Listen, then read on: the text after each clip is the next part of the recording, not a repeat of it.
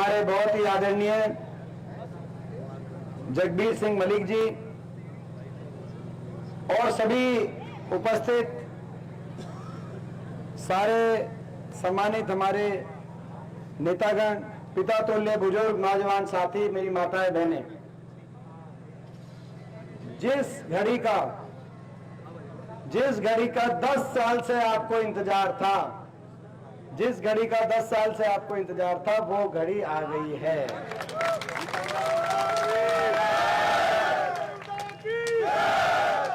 हरियाणा के कोने कोने से एक ही आवाज आ रही है, बीजेपी की ये सरकार जा रही है, हुड्डा साहब के नेतृत्व में कांग्रेस पार्टी की सरकार आ रही है। ये तो भाई इंतजार कर रहे थे कि नहीं कर रहे थे कि बीजेपी तक अब पंडा छुटे। भाई छिक लिए दिन से 10 साल में बीजेपी आवाता है या कसर बाकी रह रही है, नहीं बताओ। मैं भाई एक बार चेक करके देख ले, इनका बीजेपी का लाइसेंस 5 साल का लाइसेंस रिन्यू करोगे या कैंसिल करोगे इनका लाइसेंस?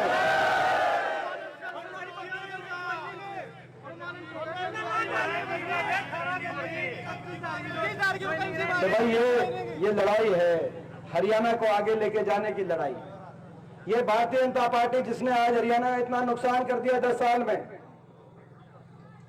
10 साल में जो प्रदेश देश में विकास और खुशहाली का प्रतीक हुआ करता था, हरियाणा प्रदेश 2014 से पहले, आज वो प्रतीक हो गया पूरे देश में बेरोजगारी का। देश में नंबर 1 बेरोजगारी हो रही है। हम नहीं कह रहे, ये भारत सरकार संसद में बता रही है कि 28 प्रदेशों में सबसे ज्यादा बेरोजगारी हरियाणा में।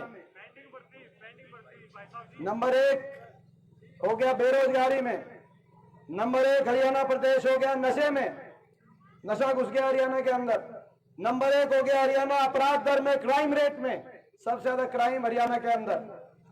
महंगाई में, भ्रष्टाचार में आज हरियाणा का इतना नुकसान इन्होंने 10 साल की बीजेपी की सरकार ने किया। गरीब आदमी की सारी स्कीम्स बंद हो गई, गरीब आदमी की सारी स्कीम्स बंद हो गई और हर वर्ग का जो अत्याचार किया उसका अपना एक काला इतिहास 10 साल की इनकी सरकार बयां कर रही है। कोई ऐसा वर्ग नहीं, इतनी अहंकारी सरकार नहीं देखी होगी आपने। देश में शायद इतनी अहंकारी सरकार आई भी नहीं होगी। कोई ऐसा वर्ग नहीं जिस वर्ग के साथ अन्याय नहीं किया इस सरकार ने, कोई ऐसा वर्ग नहीं, कोई ऐसा वर्ग नहीं जो सड़क पे ना आया हो इस सरकार में और जिसके साथ अत्याचार ना किया गया हो। सरपंच भी हमारा स्वागत कर रहे थे बड़ी माला से। सरपंच अपने अधिकारों को लेके जब गए तो सरपंचों पे लाठीचार्ज। बताओ, आप तो सरपंच चुनते हो, सरपंच जब गए अपनी बात मांगने तो उन्हीं पे लाठियां चला दी। तो भाई बोला आम जनता का क्या होगा भाई, चंडीगढ़ कोई गया तो सरपंचों पे लाठीचार्ज। कर्मचारी ओल्ड पेंशन स्कीम मांगने गए, कर्मचारियों पे लाठीचार्ज। किसान अपनी एमएसपी की रक्षा करने के लिए जब सड़क पे होता है, 1 साल तक किसान बैठा रहा सड़क पे। 750 किसानों की जान की कुर्बानी लेने वाली ये सरकार साबित हुई। 750 किसानों की जान की कुर्बानी लेने वाली। इतिहास में अगर कोई सरकार लिखी जाएगी तो ये सरकार बीजेपी की सरकार। और इतनी अत्याचारी सरकार, 750 घर उजड़ गए किसानों के। आपने उनकी बात नहीं माननी थी, लेकिन सहानुभूति के 2 शब्द तो इस देश में एक दूसरे नागरिक के लिए कहे जा सकते हैं। 2 शब्द सहानुभूति के। आज तक किसी बीजेपी के पदाधिकारी ये नहीं कहा कि हमें दुख है कि किसी का घर उजड़ गया। हमारी बेटियों का क्या कसूर था, किसान से लेकर हमारी बेटियों तक, विनेश फोगाट का, साक्षी मलिक का क्या कसूर था हमारी बहन बेटियों का। 6 ओलंपिक विजेता बेटियां अपने लिए जब उन्होंने न्याय मांगा तो दिल्ली की सड़कों पे उनको घसीटने का काम किया। इस सरकार ने 6 महीने तक एफआईआर नहीं दर्ज करी। 6 महीने तक दिल्ली के 3 तरफ बसा हरियाणा में जाकर अपनी बेटियों का को दिल्ली पुलिस से न्याय नहीं दिला पाए। वो दिल्ली पुलिस जिसमें इतने हरियाणा के इतने अफसर सिपाही हरियाणा के, लेकिन वो एफआईआर तक भी दर्ज नहीं कर पा रहे थे क्योंकि ऊपर से आदेश था इनकी एफआईआर नहीं होनी। 6 महीने तक सुप्रीम कोर्ट का धन्यवाद करते हैं। आखिर में सुप्रीम कोर्ट ने कहा कि देश में एफआईआर दर्ज कराने का सबको अधिकार है, तो इन 6 बेटियों को क्यों नहीं अधिकार मिल रहा। बेटी बचाओ बेटी पढ़ाओ का नारा था, बीजेपी के सांसद बचाओ का नारा बदल गया। इतना घोर अन्याय, इतना शायद देश के इतिहास में, और अहंकार इतना इस सरकार में, इतना अहंकार कि बाबा साहब भीमराव अंबेडकर जी के संविधान तक नजर पहुंच गई और कहा 400 पार का नारा कि बाबा साहब भीमराव अंबेडकर जी के संविधान को तोड़ेंगे। बीजेपी ने ये कहा, 400 पार का नारा देकर ये कहा। वो तो लोगों ने इनके घमंड को तोड़ दिया और संविधान को बचाने का काम किया, 400 पार के नारे की हवा निकाल दी और अल्पमत में दिल्ली की सरकार बनी। तो ऐसी सरकार, हरियाणा की ऐसी सरकार, इतना भट्टा हरियाणा का बैठ गया। इन 10 साल में हर आदमी को उलझा दिया, किसी को उलझा दिया पोर्टल में, आईडी में, पहचान पत्र में, कागज ठीक कराओ, अफसरों के चक्कर काटो। नौजवानों को उलझा दिया सीटी में, कच्ची भर्ती में, पेंडिंग भर्ती में। ये नौजवान पेंडिंग भर्ती 10 साल के बाद भी। मैनिफेस्टो आया बीजेपी का, उसमें कहा है कि जो हमने जो बात कही थी कि 2 लाख पद, बोला 2 लाख जो पद हमने समाप्त कर दिया, भरेंगे। 10 साल तक क्या कर रहे थे? ये पेंडिंग भर्ती छोड़ के गए, ये शोषण किया नौजवानों का। इनकी ये 25,000 की भर्ती, पहले ये बोला कि ये भर्ती हम करेंगे विधानसभा लोकसभा से पहले, फिर कह दिया लोकसभा के बाद, फिर कहा विधानसभा से पहले, फिर कह दिया इलेक्शन कमीशन का मामला है। देश जानता है 10 साल से इलेक्शन कमीशन किसके इशारे पे चल रहा है। मैं आपसे पूछता हूं, इलेक्शन कमीशन किसके इशारे पे चल रहा है? देश जानता है। और उसके बावजूद, और भाई इनकी भर्ती पेंडिंग रह गई। और भाई ये बीजेपी को कहना चाहते हैं डिक्लेयर कराओ इलेक्शन कमीशन से परमिशन लेकर, नहीं तो हमारी सरकार बनेगी। सरकार बनने के पहले महीने में आपकी भर्तियां डिक्लेयर अपना करके रिजल्ट करना चाहते हैं। तो ये बड़ा नुकसान किया इन्होंने, हर वर्ग का नुकसान किया, विकास की पट्टी से इतना उतारा। कितना दुख होता है हमें। ये जब रेल मंत्री ने खड़े होकर देश की संसद में बोला था कि रेल कोच फैक्ट्री गोहाना में लगाई जाएगी, कितनी गर्व की बात थी हमारे लिए। ये चौगामे में एक बहुत बड़ा इंडस्ट्रियल कॉम्प्लेक्स बनता, हमारे नौजवानों को आने वाले समय में रोजगार मिलता। रेल कोच फैक्ट्री बनारस चली गई, वो जो है यहाँ पर इंडस्ट्रियल कॉम्प्लेक्स बनना था, उसका पता नहीं कौन से ठंडे बस्ते में फाइलें चली गई। जो यूनिवर्सिटी, जो मेडिकल कॉलेज जो हमारे समय बने थे, उस मेडिकल कॉलेज में, उस अस्पताल में आप देखो कितना बुरा हाल है।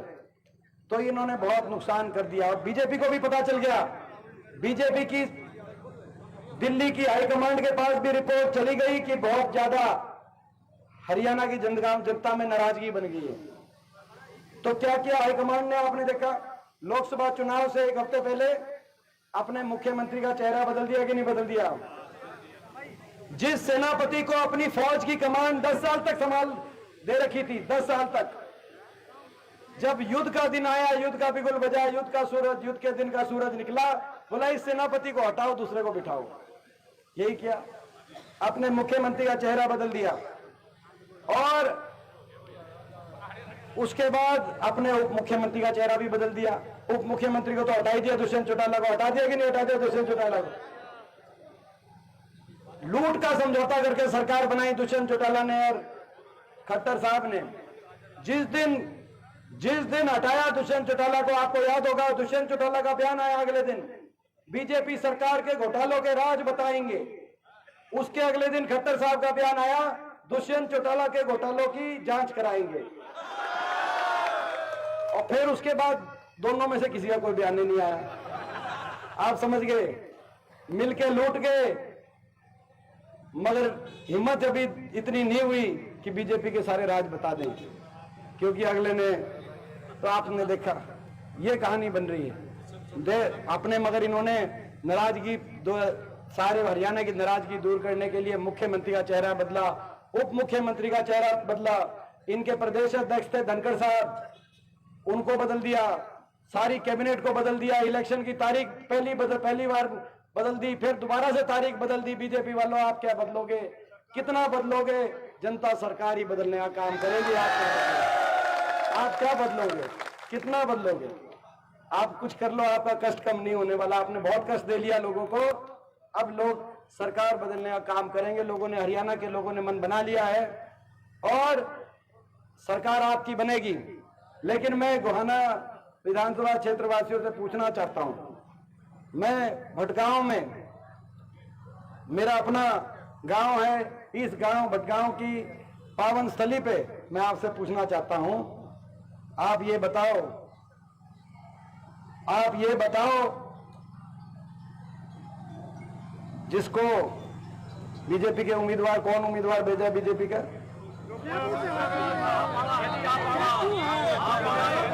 किसको भेजा है भाई?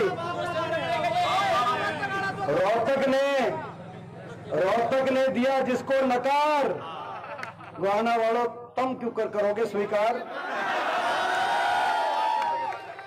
भाई कोई तो बात होगी। 5 साल रोहतक वालों ने सांसद कैसे बने थे सांसद? मेरे साथ क्या छल कपट हुआ था? रात के अंधेरे में फौज के पहरे में कैसे बीजेपी की पूरी दिल्ली की सरकार ने, क्योंकि मैं अकेला पड़ गया था भाई, मैं अकेला पड़ गया था, और इसीलिए उस समय क्या मेरे साथ 2019 में 2019 में क्या हुआ था, मगर सांसद बने। सांसद बनने के बाद 5 साल क्या किया, उस बात का अंदाजा आप इस बात से लगा सकते हैं। मैं धन्यवाद करता हूं रोहतक लोकसभा क्षेत्र वासियों का कि देश में विपक्ष की दूसरी सबसे बड़ी जीत देश की विपक्ष की अगर कहीं हुई कांग्रेस पार्टी की, तो रोहतक लोकसभा क्षेत्र से आशीर्वाद देकर ये डॉक्टर अरविंद शर्मा जी का ये इनका रिपोर्ट कार्ड है। इनका रिपोर्ट कार्ड क्या है? रोहतक से सबसे बड़ी हार, और रोहतक में 36 बिरादरी ने, मैं धन्यवाद करता हूं क्योंकि इनके काम ऐसे थे कि रोहतक की 36 बिरादरी ने वहां से आशीर्वाद दिया। आपको पता है रोहतक लोकसभा क्षेत्र में कोसली एक विधानसभा क्षेत्र है जो प्रदेश का सबसे बड़ा अहिर बहुल्य क्षेत्र है। वहां से लोगों के आशीर्वाद से हमें बढ़त मिली। जो सबसे बड़ा पंजाबी बहुल्य विधानसभा क्षेत्र रोहतक शहर, वहां से लोगों के आशीर्वाद से हमें बढ़त मिली और अरविंद शर्मा जी वहां से भी हारे। हमारे रोहतक लोकसभा क्षेत्र में लगभग जितने ब्राह्मण बहुल्य गांव हैं, लगभग हर गांव में कांग्रेस पार्टी को आपके आशीर्वाद से वहां बढ़त मिली। जो हमारे बैकवर्ड के जितने बूथ थे, वहां से हर जगह कांग्रेस पार्टी को बढ़त मिली। जो वैश्य समाज के बूथ थे वहां से मिली, और ऐसी समाज के 100% बूथों पर ऐसी समाज के कांग्रेस पार्टी को बढ़त मिली, लीड मिल देने का लोगों ने काम किया। तो भाई अरविंद शर्मा जी ने 5 साल का क्या काम किया होगा, आप अंदाजा खुद ही लगा लो। तो भाई जो रोहतक ने जिसको दिया नकार, भाई गोहाना वालों तुम भी मत करना स्वीकार। ठीक बात है ना? देखो भाई, ये तो देखो भाई, जो मतलब भाई अगर ये अच्छे होते, ये काम करने वाले होते, तो रोहतक वाले ही दोबारा मौका दे देते। आप ठीक बात है ना? तो अब ये मगर आपके बीच में आ गए। भाई जो है, मैं आप सबसे कहना चाहता हूं, भाई ये कोई जो है यहां से जगबीर मलिक जी हमारे मजबूत साथी हैं। ऐसे साथियों की जरूरत है। सरकार जब बनने जा रही है उसमें मलिक साहब जैसे मजबूत साथियों की हमें जरूरत है। ये मौका बड़ी मेहनत से, बड़े संघर्ष के बाद ये मौका आपके दरवाजे पे आया है। बदलाव का मौका है, प्रदेश में आपकी सरकार बनाने का मौका है। इस मौके को मत चूकना। चुकोगे तो नहीं इस मौके को, क्योंकि देखो भाई क्योंकि ये मौका इसलिए मत चूकना। एक बात आप मेरी नोट करके अपने गांठ बांध के अपने दिल में रखना। आपका बच्चा हूं, आपका बेटा हूं। छोटी उम्र में मेरा अच्छा तजुर्बा हुआ राजनीति में, सरकार के समय सत्ता भी देखी है, और पिछले 10 साल से इन तानाशाही ताकतों के विपक्ष में भी देश की सबसे बड़ी पंचायत संसद में मैं अकेला, मेरे पे क्या बनती होगी आप अंदाजा लगा सकते हैं। जब किसान आंदोलन की बात आई, हरियाणा से 15 सांसद जाते हैं, 15 में से 14 सांसद बीजेपी के, 10 लोकसभा के और 5 राज्यसभा के, 15 सांसद हैं, 14 बीजेपी के, मैं अकेला। जब मैं उठ के खड़ा होता हूँ और पूरी देश की बीजेपी टूट के पड़ती होगी, तो आपके बच्चे पे क्या बनती होगी। जब संविधान को तोड़ने की बात आई, तब वहां पे हम खड़े हुए, तब उस समय सारी बीजेपी टूट के पड़ी। जब हमारी बेटियों की बात आई, तब जब खड़े हुए सारी बीजेपी टूट के पड़ती होगी। कितना अकेलापन महसूस उस देश की बड़ी पंचायत में मैंने किया होगा इन 10 साल में, आप अंदाजा लगा सकते हैं। अब तो आपके आशीर्वाद से मैं धन्यवाद करता हूं, आपने यहां से सतपाल ब्रह्मचारी जी को भेजा और 5 सांसदों को भेजा। अब वहां पर अब हमारी शक्ति है वहां। लेकिन इन 10 साल ये तानाशाही ताकतें, जिस ताकतों ने के आगे देश के बड़े बड़े बिक गए, बड़े बड़े झुक गए, लेकिन आपके आशीर्वाद से, ईमानदारी से हम खड़े रहे, हम लड़े रहे, हम भिड़े रहे, आपकी आवाज उठाते रहे। अब उस संघर्ष के, आपने जो संघर्ष किया, हरियाणा ने जो संघर्ष किया, जो हम सब ने जो लड़ाई लड़ी, उसकी अग्नि परीक्षा का समय आया है। अभी नहीं तो कभी नहीं, ये मेरी एक बात आप नोट करके रखना।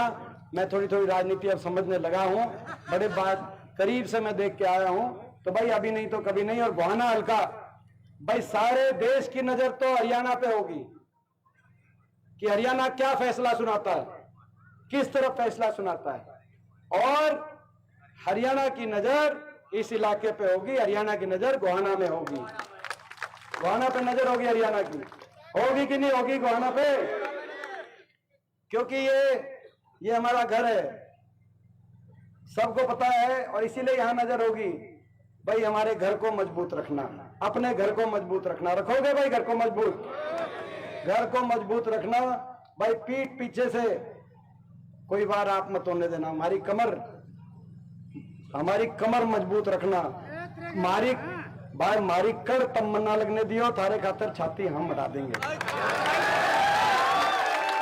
भाई हमारे घर में, भाई देखो, बाकी पूरे हरियाणा कोने कोने में मैं जा रहा हूं, उठा साहब जा रहे हैं, बहुत अच्छा माहौल आपके पक्ष में है, लेकिन घर को मजबूत रखना। घर में कड़ मन्ना लगन दियो, थारे खातर छाती हम बढ़ा देंगे। देखो भाई ये बात तो बात बस बोलो, मंजूर है भाई ये बात? सरकार बनेगी, 36 बिरादरी को खुशहाली और विकास की तरफ लेके जाने के हम फैसले करेंगे।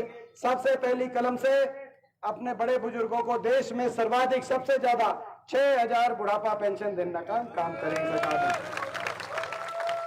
और महंगाई की कमर तोड़, महंगाई की कमर लगाते हुए अपनी माताओं बहनों को 500 रुपए गैस का सिलेंडर, और माताओं और बहनों के लिए बुढ़ापा पेंशन से जिनकी कम की उम्र है उनके लिए 2000 महालक्ष्मी योजना के हिसाब से 2000 की उनकी पेंशन अलग से बनवाने का काम करेंगे। किसान को एमएसपी गारंटी दिलवाने का और कर्मचारी को ओल्ड पेंशन स्कीम दिलवाने का। हमारे गरीब परिवारों के लिए, 80 समाज और बैकवर्ड समाज के परिवारों के लिए दोबारा से जो इन्होंने बंद कर दी थी योजना, हमारे समय की 100 गज के प्लॉट की स्कीम और इंदिरा आवास योजना के माध्यम से जरूरतमंद को मकान की स्कीम दोबारा से हम शुरू कराने का हम कार्य करेंगे। और नौजवानों को 2 लाख जो सरकारी नौकरी इन्होंने खत्म कर दी, 2 लाख सरकारी नौकरी की पक्की भर्ती नौजवानों के लिए समयबद्ध पारदर्शी रूप से जॉब कैलेंडर के साथ, भर्ती विधान के साथ नौजवानों को अच्छे रोजगार का अवसर दिलवाने के लिए हम काम करते हैं। ये सारे काम हैं। और अपने इलाके में दोबारा विकास का पहिया दोबारा घूमे। विकास का पहिया दोबारा घूमना चाहिए कि नहीं घूमना चाहिए?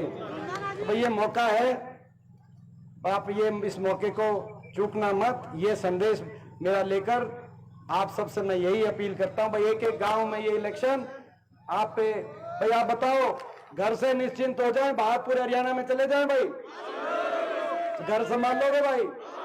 और देखो भटगांव वालों की तो जिम्मेदारी थोड़ी सी और भी ज्यादा है कि नहीं है? तो भटगांव वालों की तो थोड़ी जिम्मेदारी बाकी से थोड़ी सी ज्यादा है कि नहीं है? तो ठीक है।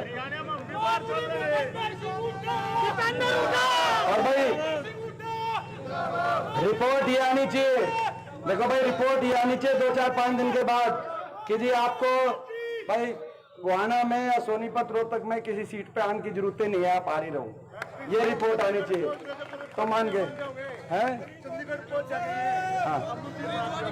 और भाई देखो एक और बात मैं बताना भूल गया था, ये जो आपके कैंडिडेट आए हैं बीजेपी के, ये केवल रोहतक से ही नहीं, इससे पहले ये करनाल थे, करनाल से इलेक्शन हार गए थे, फिर यमुनानगर से इलेक्शन हार गए थे भाई। ये देखो और कहां से हार गए थे भाई, हैं?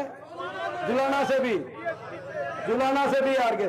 तो ये कई हलकों से इलेक्शन हार के भाई गोहाना हो, कम से कम भाई यूं तो देख लो भाई, ठीक बात है ना। और ये मलिक साहब आज तक हारे ही नहीं, मलिक साहब देखो मलिक साहब, तो भाई ये फर्क ये इसको फर्क को थोड़ा सा पहचानो, इस फर्क को थोड़ा सा पहचानना। भाई मैंने आज देख लिया, भटगांव गांव में आके देख लिया मलिक साहब कि गोहाना हल्के ने ठाना है हुड्डा साहब के नेतृत्व में कांग्रेस की सरकार को लाना है और जगबीर सिंह मलिक जी को जिताना है। बहुत बहुत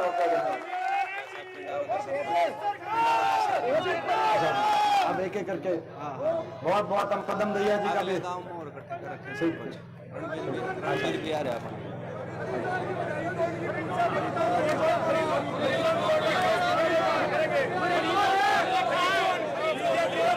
ये फ्री जोन वाली बात है, तो फ्री जोन भी बहाल करेंगे भाई। और बताओ, और सुनो भाई, देखो तो आपको ये पता है आप कभी भी आ सकते, अगर आपकी सरकार होगी तो भाई आप फ्री जोन की क्या बात है, आप सुबह कहोगे जो काम करें।